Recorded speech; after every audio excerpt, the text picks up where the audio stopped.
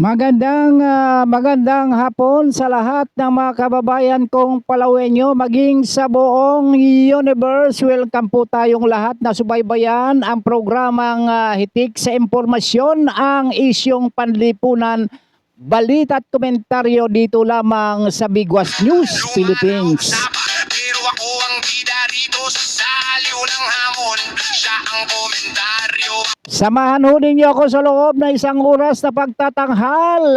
Walang personalan, trabaho lang tayo mga kababayan ko. Don Robert Ramiro ang makakasama ninyo na maghatid ng mga balita at paalaala sa lahat ng mga nagmamalasakit sa sambayanang Pilipino. O yung palabas, kung siya ay palad, ako yung buhit na matalas. Bakit ba lagi na lang sugat ang laman ng bawat litanya niya? Pero sa salamin ko lang nakikita kung gaano ako kumikina. Ang headline natin ngayong hapon mga kaibigan ay dismayado si Pangulong Ferdinand Romualdez Marcos Jr. kung hindi may pagpapatuloy ang kanyang mga nasimulang proyekto sa susunod na administrasyon. Sa bawat palalait na sumaho, kung di mo trip ang buhay ko, di kita gusto. Papasadahan din natin ang iba pang mga isyo, lalong-lalo na ang kontrobersyal na pagpapalipad ng racket, ang pagtatanggal, pag-aalis ng system loss ng Meralco billing at ayon sa isang political blogger ay nasa failed state na ba ang Pilipinas. Yan ho ang bibigyan ho natin ng paliwanag at paalala sa mga kinauukulan na siya hong may kinalaman o direktang may kinalaman sa mga isyong nabanggit ho natin. Ginawa mong biro, yan ang gasolina ko. Mas lalakasan ko pa tong sigaw ko. Okay, tunghayan na ho natin ang ating balita. Nalulungkot di umano ang Presidente Ferdinand Bongbong Romualdez Marcos Jr. kapag hindi maipagpapatuloy ng susunod na administrasyon ang mga programang sinimulan niya, lalo na ang kampanya laban sa katiwalian. Ayon kay Presidential Communication Officer Undersecretary Claire Castro, frustrating kapag yung naimbestigahan sa katiwalian ay makalalabas sa kulungan. Hindi yun maganda at hindi siya natutuwa. Mahalaga daw na makapili ang publiko ng susunod na Pangulong magpapatuloy sa mga reforma nakatuon sa nation building, sa pagpapaunlad ng ekonomiya sa halip na hilahin pababa ang bansa. Yan ho ang headline ho natin ngayon umaga. Ngayon ho, ang tanong ho ng marami ho dito, ano-ano ho bang mga proyekto na dapat na ipagpapatuloy ng susunod na administrasyon? Sa inyo hong palagay, ano ho ba? Bukod ho dun sa kanyang sinabi sa SONA nitong 2026, yung pananatili ng pagkakaloob ng 20 pesos na bigas. Ito hong 20 pesos na bigas na ito ho ay subsidiya. Ang bigas na ito ay binibili ho imported na galing ho to sa importation ho. Ang may hawak ho kasi ng mga dito sa bigas ay si First Lady Lisa Araneta Marcos. ay ito ho ay ginugugulan ho ng pera ng sambayan ng Pilipino na ibinibili ho rito ng bigas para ho naman ay ika nga ibenta naman yung 20 pesos.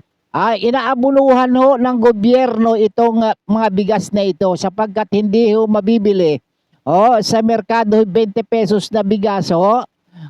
Kundi ikaw ho talaga ay mag-aabono. Kaya tinatawag ito ay subsidiya. Magkano ho ba ang kinikita ho dito sa importasyon na lang? Mga kaibigan, sapagkat nababalita na ang may hawak ng rice importation at maging dito sa sibuyas ay ilang beses na ho natin itong tinalakay at binasa ho yung headlines na ho yan, ika nga ay meron nga ika grease money. Ay, sus. Ano ho ang sabi nitong si Boyeng? Wag na ho kayo pumasok sa gobyerno kapag ho kayo ay magninegosyo. Magnegosyo na lang ho kayo Wag ninyong bulahin dito daw sa gobyerno. Dito ho dahil ika nga ay mabilis ang pagyaman. Wag nyo nga kaming bulahin. Mabilis ho ang pagyaman kapag ikaw ay nasa gobyerno. Lalot na ngayong panahon na ito ay malaya ang makapagnakaw sapagkat yung mga magnanakaw ay nandyan ho, paikot-ikot na laang pakasi-kasino na laang hindi ba? O pa-travel-travel lang asa sarap ang pagkain samantala yung naghahabol, yung ika nga ay gumagawa ho ng ika nga mga pagdinig tungkol ho dyan para malaman kung sino talaga yung mga magnanakaw, yun ay nakakulong ngayon. Iyan ho ba? Iyon ho ba? Iyan ho ay paglaban daw sa katiwala. Sa bigas pa lang ho tayo Wala pa ho tayo doon. Hindi ba? Diyan ho sa importasyon ng bigas. Diyan na ho. Samantalang yung dapat na sana pagtuunan ng gobyernong ito, yung ating mga magsasaka. Tulungan ho natin yung mga farmers. Magbibigay din lang ho kayo ng subsidiya dito ho sa mga ika nga ay dito sa bigas na itong 20 pesos. Dapat unahin ho ninyong mga farmers.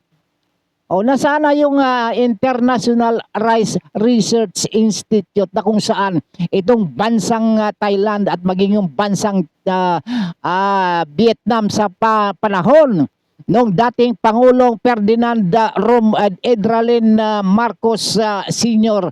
Dito sila nagsipag-aral sa UP Los Baños pagkatapos ngayon, matapos silang matuto dito sa ating bansa, nagsasarili na sila na nagsusupply sa atin. Ika nga ay kumbaga yung kaalaman mo ipinamigay mo.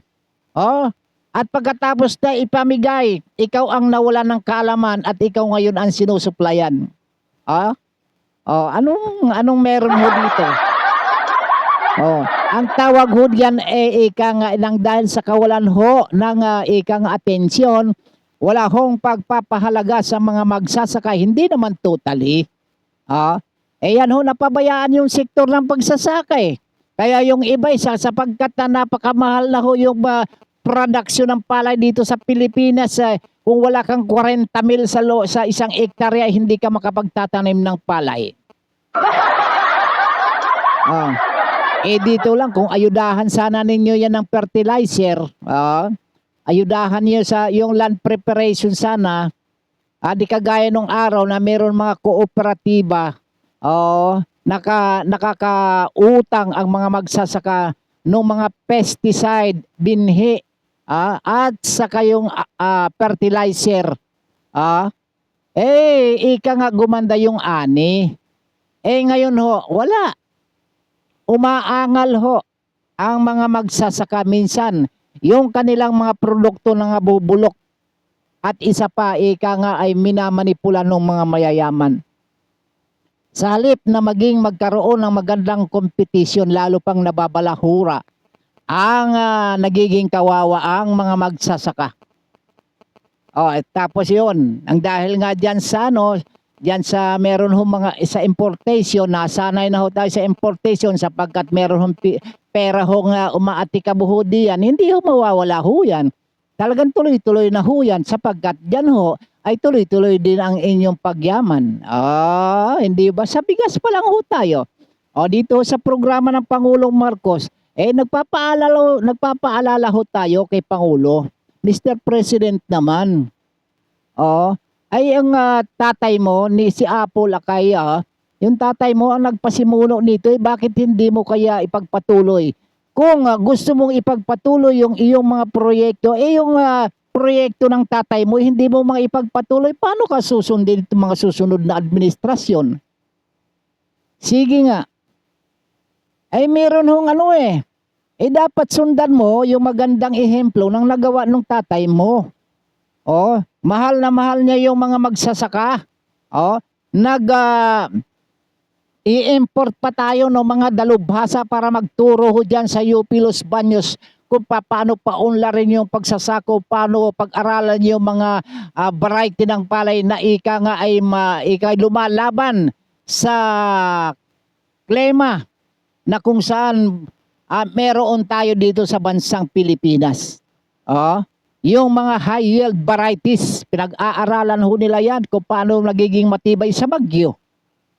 Ngayon ho, wala na ho kanya-kanya na ho tayo ngayon. Kanya-kanya na kaya yung iba nagtaten na lang para pang konsumo na lang ho nila. Paano? Iba ipagpapatuloy pa ho ba? Sino ba magpapatuloy ho niya? Wala. Di po punta ho tayo sa susunod. Ano ho yung sinabi ho rito? Ipagpapatuloy. Ang 20 pesos na bigas, ano pa ang kasunod ho niyan?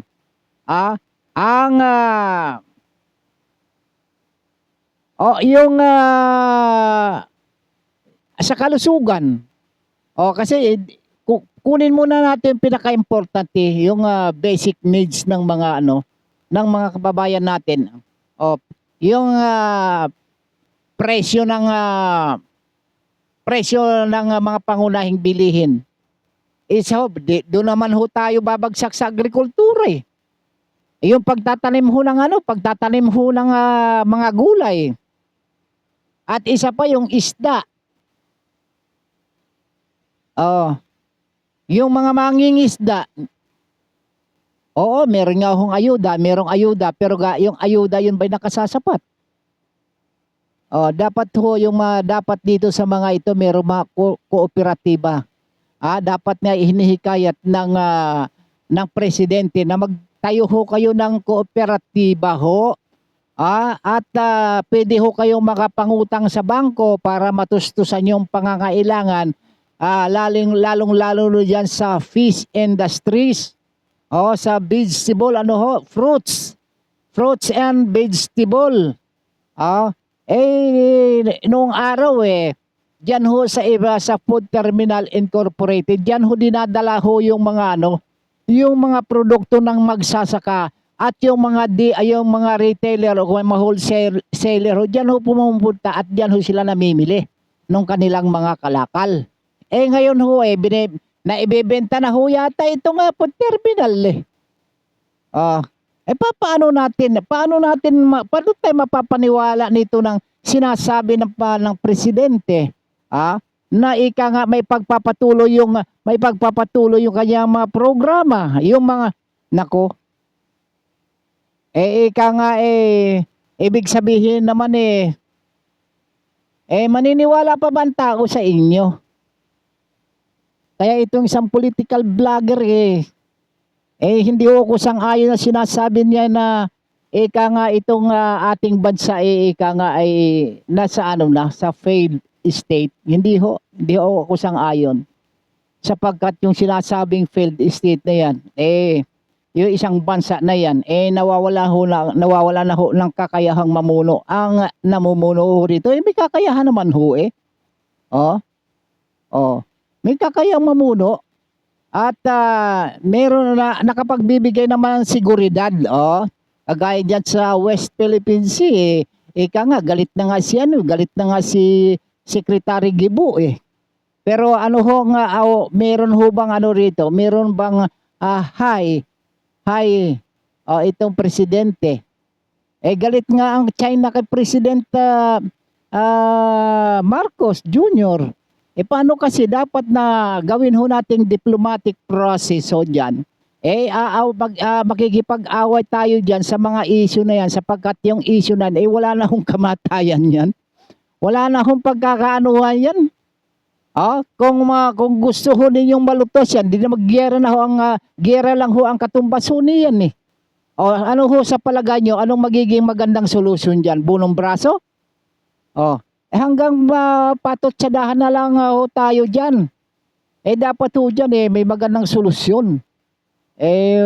Kasi pagkatapos akusahan pa ninyo yung nagbibigay ng suggestion na ika nga para ho sa kapayapaan. Hindi ho para sa kaguluhan.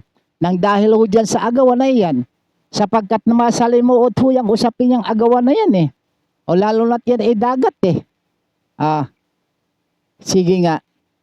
Eto. Yung mga pangangailangan ng Pilipino ngayon ho. Isa pa ho yan. Yung pagpapatuloy ho ng pagkakalbo, pagmimina ho dyan sa mga bundukin na yung mga kababayan natin sa lowland area ika nga ay nagsisipag lang ho yan.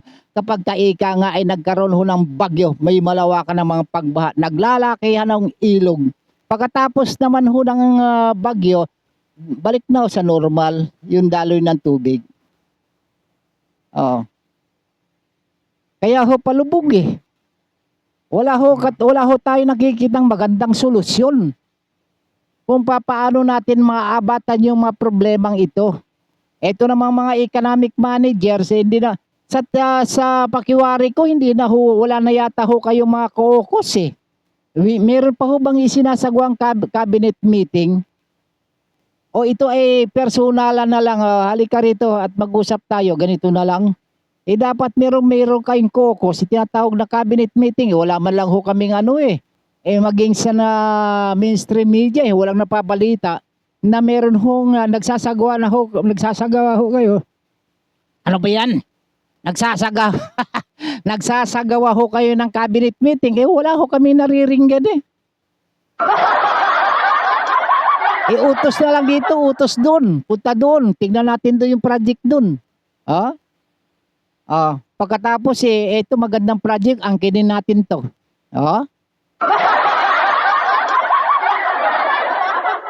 Okay, ayos. Pagkatapos kaya kayo nababati ko sa social media. Maari yung mga mainstream media walang kibuho dyan sabagkat mawawalan ho kami ng PR.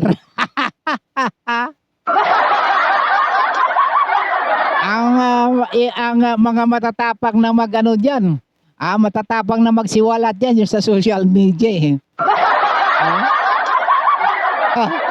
hindi ho kayo makakaligtas dyan. Ito naman kasi si Zuckerberg si Zuckerberg yung may-ari ng FB yan may kasalanan kaya tuloy na pupulgar yung mga hindi dapat napulgar inimbento pa itong Facebook na ito kung nagkakagulo yun. Nagkakaroon ng mga association ho dito, yung SMMP at saka BTLA. Ano Samahang Marisol at Marites ng Pilipinas at Bendalo Association, Okay, itong Facebook na ito dalawang bagay lang ang paipakinabang ho dito kumbaga balang-balansi lang minsan nakapagbibigay ng masama, hindi magandang epekto, pero nakapagbibigay din ng magandang bentahe. Kaso nga yung kahit na nandoon yon sa Mars siguro hindi, joke lang, diyan sa ibang bansa sa UK, United Kingdom, pwede mo makausap nandito ka sa Pilipinas yun ang kagandahan doon. Pero yung mga fugitive, lalo na itong si dating congressman na Saldico, hindi nga mahuli-huli kasi ayaw hulihin. Pero pagkalaban yan, naku, sandali lang yan, arangkada yung mga NBI, Interpol, arangkada yan. Papaano kasi itong si Saldico, isusi kasi yan Oo. Pupunta ho tayo dyan sapagkat yung ating topic ko dito ay agriculture pa lang ayun hong dapat na ipagpatuloy. Ngayon, ayong dito ba sa agrikultura, maliban ho dun sa rice importation, yun hong pagtaas ng mga pangunahing bilihin, sibuyas, bawang, kung ano-ano pa, bulok na kamatis, hindi man lang mabili-bili, wala hong proper na handling yung national government kung paano ma-preserve ang mga produkto ng mga magsasaka dito sa ating bansa. Nabanggit ko ng FTI. Diyan ho iniimbak ho yun Yung galing ng Baguio, Benguet, ganun, saan man dako, maging sa Mindanao, Visayas, Luzon, Visayas, Mindanao. Diyan ho kayo pumunta sa Diyan ho, walang ibang pupuntahan kundi sa food terminal lamang. Diyan ho kayo mamili. Puntahan na ho natin, iwanan na ho natin yan sapagkat wala ho binibenta na nga ho yan naibenta na yung may naibenta na hong bahagi ho riyan para saan alam na natin. Kapos kasi. Yung ekonomiya natin ibagsak. Pangalawa, ano ho yung yung katiwalian daw. Dapat daw hindi makalabas yung mga mga nakakulong. Tama.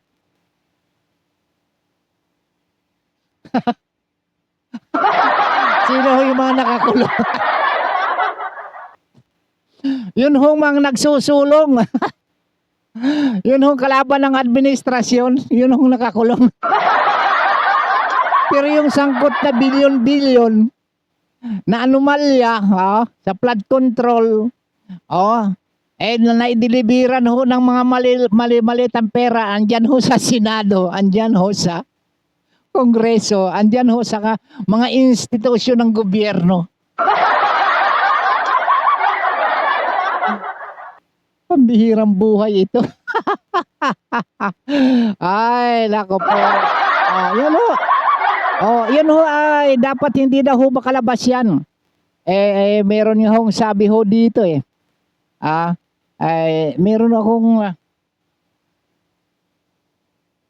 merong nagsasabi na itong ombudsman, ito daw hong ombudsman, ito daw ho ang tirador ng presidente.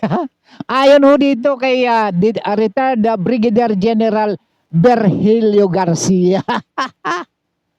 Kaya itong si Ombudsman Boyeng Rimulya talagang 24 hours na yata ito nag-iisip kung sino-sino yung mga kakasuhan maghahalukay ito hahalukayin talaga yung mga kalaban ng yung mga kritiko hahalukayin talaga para masampa ng kaso yung patay bubuhayin, yung mga patay na kaso bubuhayin ho niyan.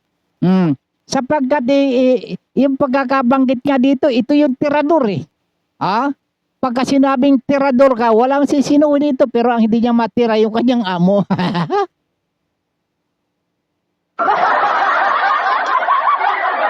Yung mga kakampi. Senador Ping Lacson. Kumusta yung kaso na isinampa mo dyan sa diyan na i-forward mo na kay Ombudsman laban kay Senador Alan Peter Cayetano. Kumusta na? Magkakampi kong dalawa sige. Iyon ho nga ipagpapatuloy ng susunod na administrasyon.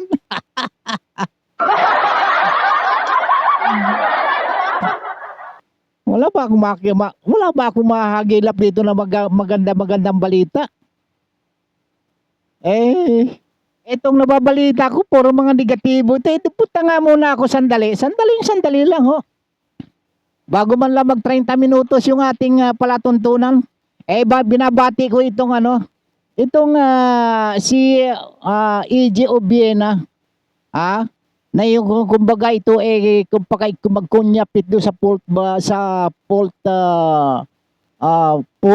ay talaga ang tayog ito naka-gold na naman di lalo lang itong si Alexandra Alex Iyala champion ho champion at yung isa pang sa supernatural ba yun na kandidato, nanalo rin, 3 ho ang nagbigay ng karangalan sa ating bansa. Yung mga positive ho.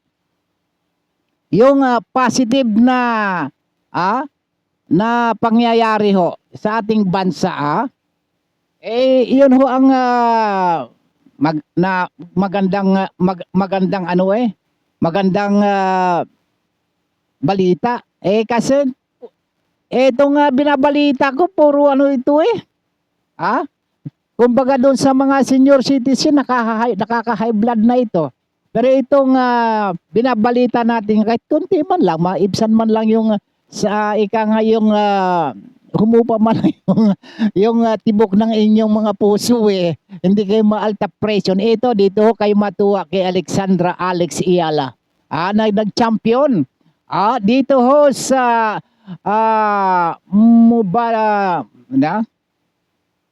Mubada DC Open na kanya hong tinalo yung number 3 ho sa buong mundo. Itong sa Wimbledon naman to, itong si Jessica Pigola. Congrats. Congrats Alex Iyala. Ito ang para sa iyo. Ganito kamahal ang mga achievers ng Pilipinas, nagbibigay ng karangalan sa bansang Pilipinas. Kaya kino-congratulate ho namin kayo, itong para sa inyo. E.J. Obiena, ito rin para sa iyo. At yung sa Supra International Princess, ito rin sa iyo. Tatlo ho kayo na magigiting mga achievers ng bansang ito. Itong binabanggit ko ho ay pagka sinusulyapan ko itong yung aking tala ito hong sinabi ho natin yung pangalawa pa lang ho ito yung dapat daw hindi makalabas yung mga sangkot doon sa katiwalian ito yung binabanggit ho natin di ba? Eto nga sinasabi na ho natin nakakulong na nga ho yung mga nagsusulong ho dito ng paglutas ho diyan sa katiwalian pero yung inaakusahan ng mga magnanakot, mga mandarambong, mga ganid at saka matatakaw sa kapangyarihan nakalabas ho yan nandyan pa uli-uli lang sa lansangan. Ay kaganda-ganda ng buhay pasakay-sakay lang ng helicopter, pasakay-sakay ng Ferrari, pasakay-sakay na lang ng yate, ay kagaling hindi ba Sir Jeff Balahonda? Kainam ng buhay ito ako minsan nga ipasakayin mo ng iyong sasakyan, ang sasakyan ko lang ay e-bike. Pag nasira na ho yung controller ng aking e-bike, ay wala na kundi babalik ako dun sa aking bisikleta. Hindi naman ako mayaman, pero hindi naman din ako masubrang hirap. Ako'y katamtaman lang nakakaraos lang sa maghapon. Kung ikaw'y mapapadaan din ako magkadaupan pala, pasakayin mo naman ako ng sasakyan mo. Si Robert Villegas, kumusta ka yan, bro? Bro, kumusta ka? Yun. Labdar Pangilinan, itong mahusay na photographer ito Itong si Kalawit, si Edwin Moreno. Kalawit, kumusta ka na Galing nitong si Kalawit, kinakalawit talaga yung mga opisyal ng Philippine National Police diyan ho, di bandang Laguna, Batangas, sa Cavite ay talagang tinitira na rin eh. Yung mga paihi diyan, yung mga looting diyan ay talaga naman ay kung ito'y kalawitin ay ganun-ganun na lang. Sige. Oh, congrats sa iyo. Bagaman hindi ka nanalo sa National Press Club diyan bilang isang direktor, patuloy lang tayo sa pagsiservisyo eh. Sa DCRJ ho ito. Hindi ho natin pinagkakait kung anong istasyon saan ka. Itong sa Radyo Bandido. Bandido nga ho itong si si Edwin Moreno eh. Ito ho, dito na ho tayo. Sapagkat ako'y sawang-sawa na ito magbabanggit itong mga kawatan na itong nagtamo ng mga mali-malitang pere. Samantalang yung mga kanilang mga mga inakusahan nandyan ho sa kulungan. Sabi nga ni sino may sabi doon? Si President Erap, weather lang yan. Pagkatapos ng inyong posisyon, 2 taon na lang. Diyan ho tayo magkakaigil. Diyan naman tayo ho ika nga ay maghahampasan naman tayo dito ng mga balita. Sino-sino kaya yan? Umpisa natin sa pinakapatas pababa. Ako wala akong interest dyan sa mga barangay tanod at sa mga BMW, BHW, sapagkat kawawa ho yung mga yan mga empleyado rin ho yan ng gobyerno Pero ang sinasahod ho niyan, pambihirang buhay yan, hindi ho makasustin pagkano lang binibigay niyan ano lang ho yan, ay binibigay sa kanya honorary. Iyan ho ay mas ika nga kung magtrabaho ang mga yan umaakyat pa ng bundok para lang mapuntahan laang yung yung pasyente o kaya naman ay mihuhulihin sa may bundok yung mga barangay tanod na yan pero tingnan mo lang 1,000 isang buwan. Sige nga. Hindi ho nabibigyan ho ng pansin yan ng gobyerno. DOH. Kung sino hon pinakamagaling na secretary ng Department of Health, dapat naman ninyo sana naman makaagapay naman sana dito sa mga ospital, mga sa ospital. Pero ala nangyari. Di pa to tayo sa isang ano ba pa bang issue ipagpatuloy yung susunod na ika nga pagkaso sa mga kalaban. Eto nga ho, yung mga pagkaso sa mga kalaban, sino pa bang kalaban ng gobyerno na kinakasuhan? Ito sa bagay, nakapagpiyansa na ho yung 18 mga dating sundalo kasama yung si Atty. Baligon. Nakasuhan na ho yung etong mga general na ito na lumalaban ho sa katiwalayan talaga na kinasuhan. Pati itong si dating Ilocos Sur Governor, kinasuhan din si Manong Chavit Singson. Basta lahat to yan. Pagka ho ikalong makulong daw ho dapat na hindi makalabas. Ngayon, nakalabas ho si Senador Bong Revilla. Dati Senador talaga naman. Nagpupus nga ito nga, nalilisik yung ang mata ni Ombudsman Hindi rin niya nagtatrabaho yung huwisaan niya talagang binabatikos na nagpalabas kung ano-ano nung kinukulapol na yung mga akusasyon laban dito sa abogado nga rin. Yung justice, yung hukom. Dapat hindi pa lalabasin itong si ba't marunong pa kayo sa batas? Kayo naman ang may kagagawan ho dito Kung hindi ba kayo ng mga bindalowers hindi sana nagkagayon. Hindi ba? Tagapatanggay niyo mga kamag-anak ko. Si Ernie. Ernie Ramiro. Diyan sa Kalatagan diyan sa Padre Paura. Yung mga Ramiro family ho diyan. Kumusta ho kayo diyan? Okay? Sige. Ano pa ho yung nandito ho? Pagkaso sa mga kalaban.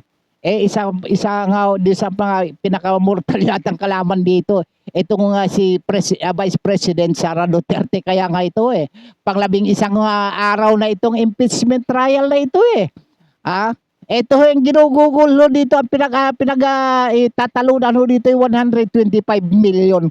Magkano na bang ginagastos dito sa impeachment na ito? Pambihirang patis. Ay, ano ba talaga ang pinakaano diyan, ha? Ay, ang gusto talaga nila, hindi tinik kasi yan sa lalamunan, eh. Kasi kapagka yan, ika nga, hindi natin napatalsik, at hindi tayo makatakbong bilang presidente, ay siya, tayo magsipagtago na rin, eh. Tayo mag-abroad-abroad na, eh. Ha? May mga mansion pa naman ito sa ano, dito sa ibang bansa, eh. Yung mga may mga nabiling mga mansion ho diyan. Ay pumunta na kasi sa ibang bansa. Ang problema ho dito, papaano naman yan kapag yan inasuhulan yung Interpol? Sige nga. Kung papaano nyo nasuhulan yung ICC? Sige nga. Makakapagtago ho ba kayo? Ginamit ako na inyong bilyones. Di ba? Pairalin sabay. Marami-rami naman yung mga nanakaw. Marami-rami na rin yung naka-slide doon sa mga mali-maleta. Pagganahin ho ninyo. Kailan patubuan nyo na time deposit? Di ba? Para pagdating ng next year. So after 2028, diyan ho maghahabulan na ho yan. Kapag ka. Alam na this. Ang dami-dami ho niyang hahabulin. Ang dami-dami ho niyan. Yun unang-una, yung may kagagawan ho diyan. Maghugas kamay na kayo. Yung may kagagawan niya sa pagpapakidnap niya kay PRRD. Isa na tiruan ho yan. Yan ang uunahin talaga sigurado. Matik yan. Sa tindi ba naman ang galit itong nanununtok na dating alkalde, ngayon vice president. Atapang babae yan. Yan naman ika nga, yung kanyang panununtok naman, may katwiran naman, sapagkat ura-urada nakiusap na, huwag mo muna hindi mo ulis. Hindi ba muna kinabukasan, pag-usapan muna natin, hindi, ura-urada Halika nga Rinit, at hindi kaya kayang pakiusapan na ito ang birahin nga ikaw ng 3 suntok ba iyon? Di natatauhan kayo. Di nakita kung anong uring personalidad itong si Vice President Sara Duterte. Nanununtok ko ito. Kapag hindi ho kayo kayang pakiusapan, sige, di ayaw nyo sa maayos na usapan, di sa santong paspasan tayo dadaanin na rin. Sige nga. Ito ho. Ito ba, ano pa ba ho? Ano pa ang dapat na ipagpapatuloy? Pagpapatuloy ng susunod na administrasyon. Itong sigurado ho ba tayo, Mr. President, na may papalipad ho natin itong yung racket? Ang pagkakasabi ho rito teka nga. May nagsasabi ho rito. Sino ba itong salbaheng ito? may pagkasalbahe din itong isang mamang ari hanapin ko nga itong yung aking naitala. Yung aking nailista yung kung kanina may isang hindi ko malaman kung vlogger ba iyon? Ito ho. Yun daw hong ay tanong ho natin, Mr. President, maipapalipad kaya natin yung rocket na sinasabi mo doon sa sa zona? Itong salbahe, medyo pagkasasalbahe ditong isang are. Ang sabi daw ho sa ang ipalilipad mo raw na rocket na iyong ipinagmalaki doon sa iyong zona. Ito daw ho yung rocket na ito 8 to 10 feet lang ang ililipad. Anong klaseng rocket?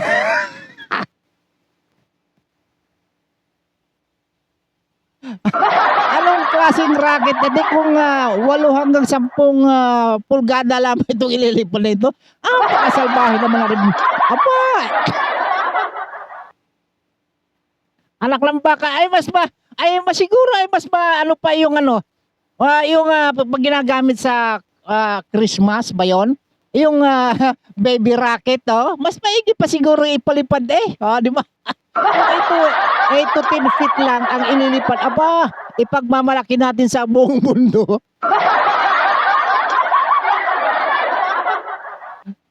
Hindi tayo makakagulapay din sa katatawa. Pambira. Mas maganda pa yung pagpapakot ng mga ano pagka Christmas yung mga bagong taon yung magpapuputukan doon sa area, di ba? Yung pyrotechnics. Mas mainam pa siguro yun ipapalipad kaysa dito sa 8 to 10 feet lang ang ililipad itong rocket na ito na ipinagmamalaki sa buong mundo kaya pinagtatawan tayo ng Amerika. Ay, Diyos mio. Kung gusto ho ninyong lumigaya, dito ho kayo makinig. Makinig ho kayo dito sa Big Was News Philippines sa programa ni Don Robert Ramiro. Ang isyong panlipunan, balita at komentaryo.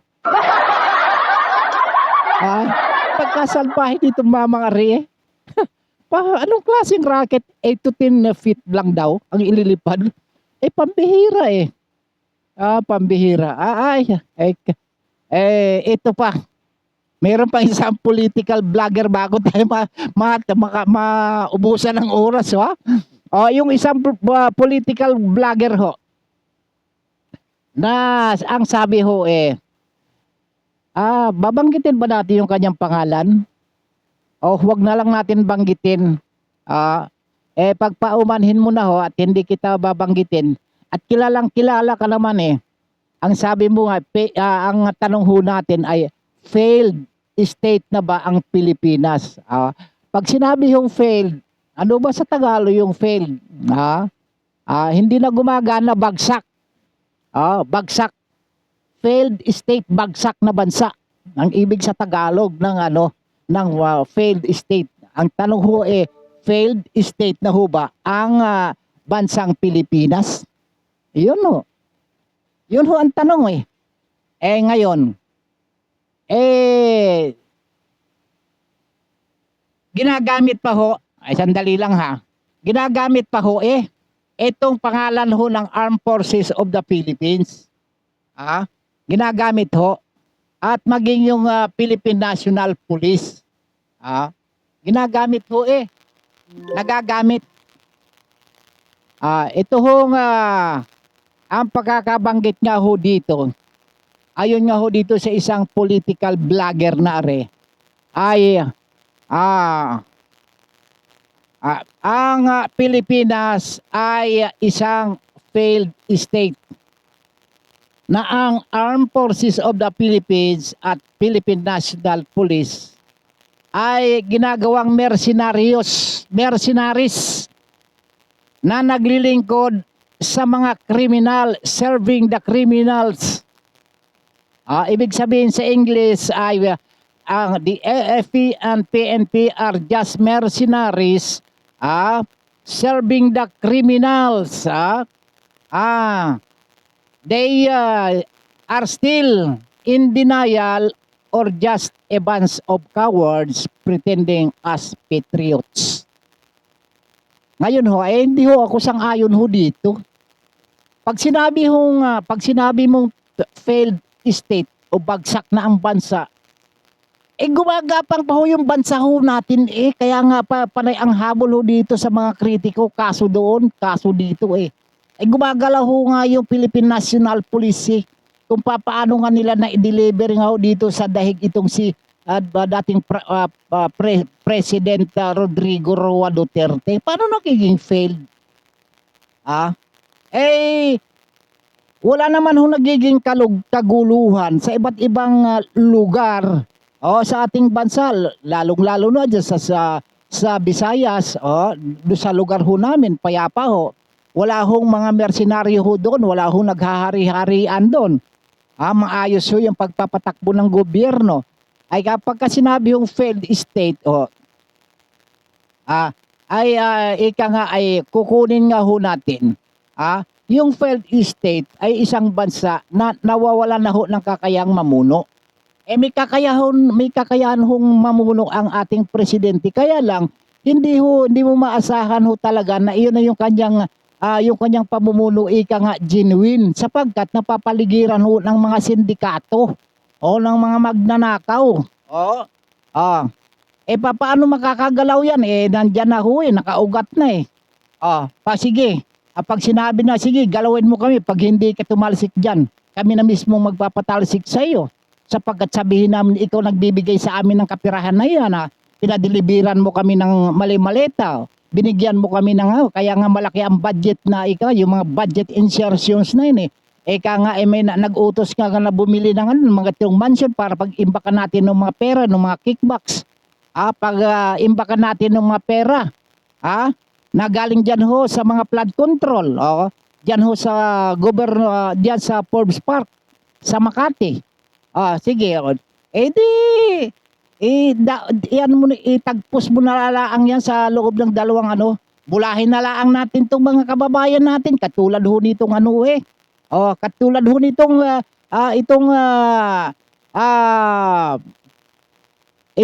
pagpaalis pag-aalis dito sa system loss ho ng Meralco billing. Bulahin na lang natin. Kayang-kaya natin yung bulahin yung mga Pilipino na yan kahit na magiging walang katuturan ho yan, hindi magiging makatuturan na basta makikita ho nilang meron tayong sinasabi, okay na ho yan. Kaso nga ho, etong problema. Kapag ka daw ho, tinanggal ho ninyo yung system loss ho dyan sa Meralco billing. Kayo ho ba ay nagpapa-impress? Dahil sa dun sa zona, talaga ho yung mga bisita ho ninyo ay nagsipagtayuan talagang bilib na bilib talaga standing ovation pag clap clap clap clap clap clap clap. Diba? Kitang-kita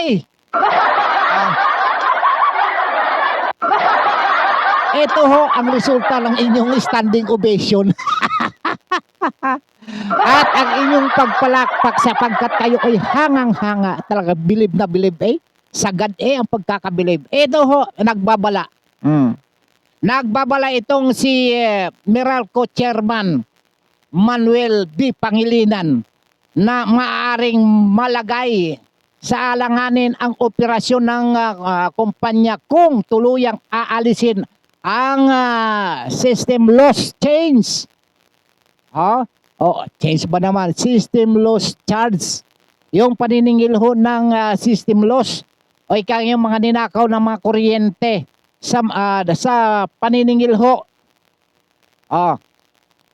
Ayon ho dito kay Pangilinan na mananatili ang system loss kahit hindi ito isama sa billing.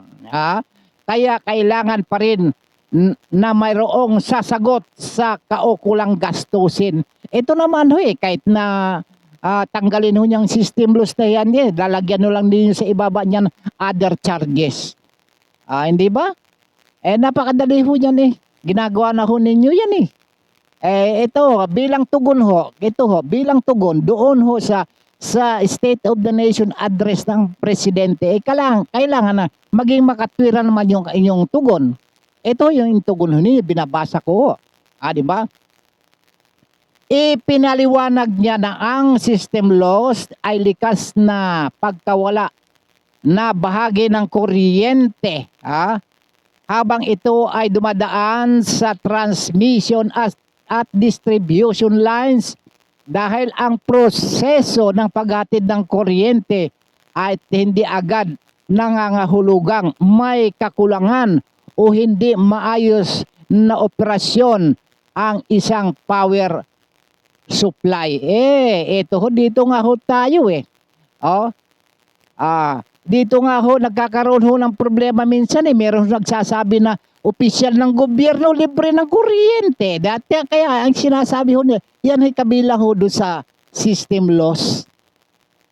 May mga opisyal ng gobyerno, libre kayo ng kuryente ng Meralco. Ay saan kukunin ng Meralco yung paglilibre ho ng kuryente ninyo?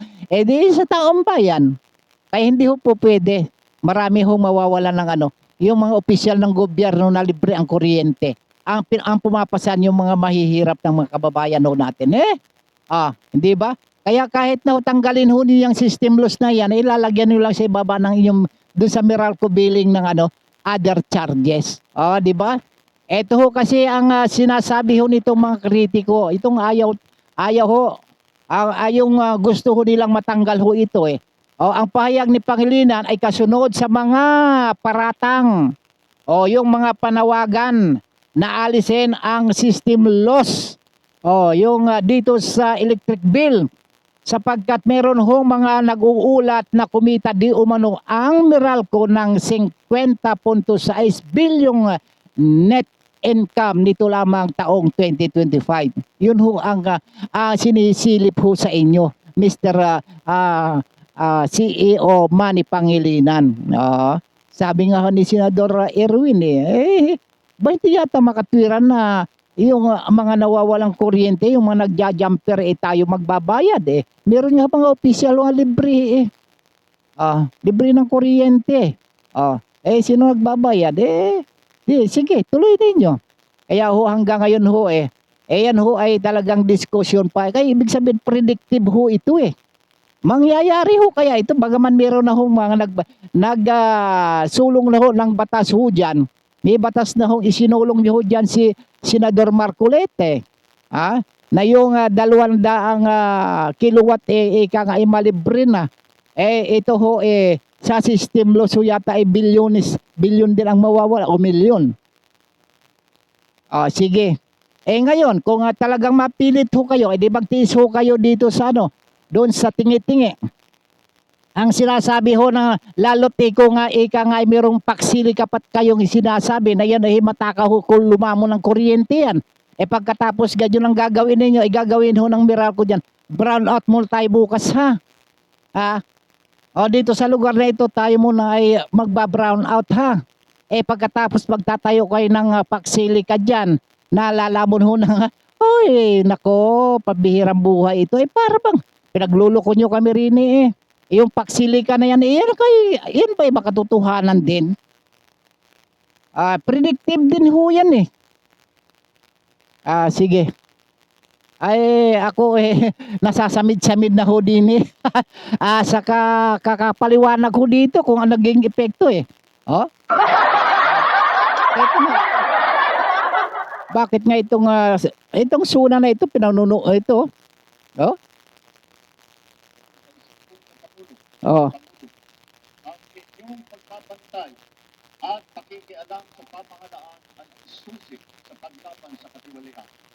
Laban sa katiwalian nasasangkot nga kayo nasasangkot yung inyong pangalan ho dito.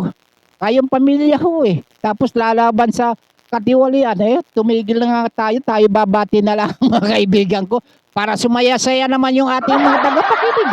Itong aming siyempre congratulate kay Alex Iyala kay Obiena at saka yung nanalo ng Miss Supernatural Beauty Pageant congratulations sa inyo, congratulations talaga. At saka sa mga kaibigan ko sina Josephine Makapagal dyan ho sa Anaheim, California ho. Si Windilyn Reyes at Lourdes Sadicon dyan naman ho yan sa US. Si Engineer Jimmy Apostol, Esperidion Ligayada, Wilfredo Gutierrez, Atanasio at Bing Briones, Sudaliper Malino, itong si Miriam Barbosa, Jan Santipolo ho, Josepina Cabenta Ramos, Catherine Hamis, Bill Makabandog, Nancy Roma, Evelyn Lantong, Marilo Octobiano, Luz Mainet Paterno at Zinaida Gahoner. Sa aming tawag nito, advisor, Ma'am Ibon Katli, Ma'am Rose Cardikaran, Hel Magbanwa, Autida Permalino. At sa aming Mayor, congratulations Mayor Grigi Ramos. Ikaw ay aking binabati sapagkat ikaw ho ay nabigyan ng award ng Philippine Coast Guard bilang auxiliary ho sa iyong ipagtulong dyan ho sa maritime operation. Congratulations Mayor Attorney Gregi Ramos ng Municipality of Kahijukan, Sibuyan, Romblon. Si Mayor Nanding Marin ng San Fernando. Salamat naman at binawi na yung resolution. Nagpapahintulot sa Altay na pag-i-endorse ho dyan sa pagbimina ay binawi na Okay, ito namang si Magdiwang. nasasamid na ako eh. Si Magdiwang Municipal Mayor, Noel Joseph Marin, sa aming gobernadora, Gobernadora Trina Permalo Fabic, sa aming Lone District Representative Alejandro Bodoy Madrona, sa aming barangay official, sina Barangay Chairman Greg Villanueva, sa Lydia Marasigan, Henry Regala, Roger Ragot, Raymond Galindo, JT Babaw, Arnel Ortone, Evelyn Formanes ang Barangay Secretary, ang Treasurer ni Riza Maron at Bookkeeper Vanessa Mesa, at sa lahat ang Ramiro family ho sa buong mundo, Kuyang Normario Ramiro, etong si Ding Grabo, Alfred Bayane, Jimmy Linietes, Ron Martinez, Rambo, Kuyang Leo Ramiro, Attorney Frederick Abueg ng host ng Kongreso ng Palawan, no? Yung aming yung anchorman ng KBS RMM News, Kuyang Arnold Namoco, Win Lawson ang news director, maging yung aming CEO at publisher ng Diario Casado, Alan Bordillo. So, at siyempre, pasalamat ho tayo sa ating mga kababayan, sa mga Palawinyo sa buong universe. Maraming salamat ho sa inyo. Bukas na muli, tabayanan ang isyong panlipunan, balita at komentaryo dito lamang sa Bigwas News Philippines. Sa ngalan ng ating magigiting ng mga nakasama sa ating palatuntunan, sina Tech Aaron at Tech Leo, ang ating program director Jeff Balahonda, ang ating news director, walang iba kundi si Beauty, Rose Dingding. At siyempre, papahuli ba naman isang beautiful na rin na ating General Manager, Ma'am Naomi Cascara. Siyempre, hindi pa patalo naman yung pogi na Station Manager. Station Manager namin yan eh.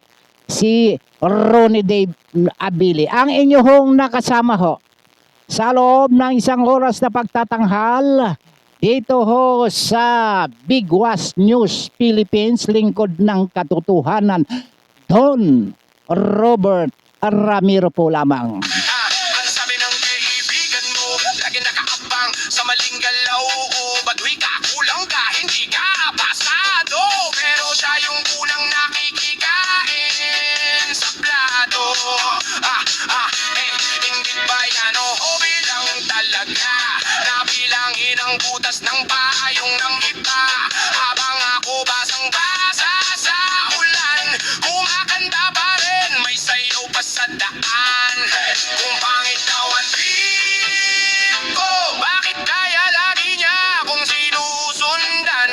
Kung wala raw akong kwento, bakit pangalan ko ang kinukwento niya sa tanan? Bakit sa bawat panlalait na sumahaw ako? Bakit kung di mo trip ang buhay ko, di kita gusto? Bakit ginawa mong biro, yan ang gasolina ko? Bakit mas lalakasan ko pa tong sigaw ko? Lakad ko ba na kung siya'y mabigat, ako'y lumilipad? Sabi niya, sino ka ba para magmalaki? Ako yung sarili ko, yun ang sagot, sige!